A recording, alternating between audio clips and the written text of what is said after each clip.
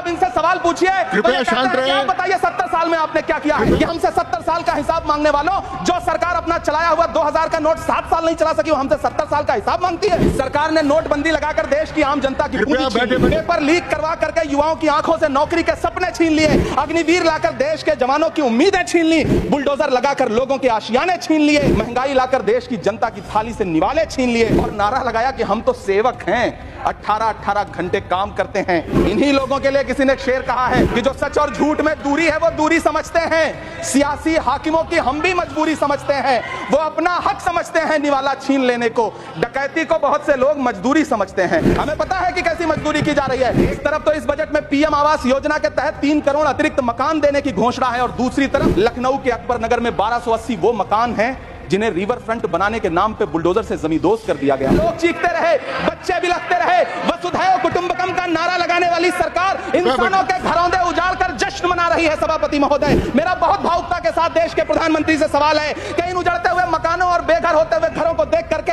आपको नींद कैसे आती है, आप सो कैसे पाते हैं? मेरा सवाल है इस देश के प्रधानमंत्री से, या तो लोगों के घरौंदे उजाड़ना बंद करिए या फिर करोड़ों मकान बनाने की झूठी घोषणाएं करना बंद करिए। इलेक्टोरल बॉन्ड खरीदने वालों के नाम छुपाने वाली सरकार इन दिनों आम के ठेला लगाने वालों के नाम जानना चाहती है। मुझे तो होटलों, ढाबों या आम के ठेलों पर नेम प्लेट लगवाने वालों से पूछना है कि कभी खून की बोतल पर देखा है किसी का नाम लिखा हुआ? मुझे पूछना है कि क्या कोरोना के दौरान अपनी उखड़ती हुई सांसों के लिए ऑक्सीजन तलाशने वाले किसी इंसान ने ऑक्सीजन लाने वाले किसी इंसान से पूछा था कि ऑक्सीजन लाने वाला इंसान नहीं बोले, है? अपने शीश महलों में बैठे हुए सरकार के सांसद और मंत्री कह रहे हैं कि महंगाई कम हो रही है। संसद की कैंटीन से बाहर निकल करके एक चाय का कप खरीदिए, तब समझ में आएगा कि महंगाई कम हो रही है या बढ़ रही है। किसी एक दिन अपनी किसी मजदूर की तरह अपनी दिन भर की दिहाड़ी लेकर के बाजार जाइए और अपने बच्चों के लिए राशन खरीदिए, तब पता चलेगा कि महंगाई कम हो रही है या नहीं हो रही है। यहाँ बैठ करके बड़ी बड़ी बातें करना आसान है। ये चूनर धानी धानी भूल जाते, ये पुरवा की रवानी भूल जाते, जो आकर 4 दिन गांव में रहते तो सारी लंतरानी भूल जाते।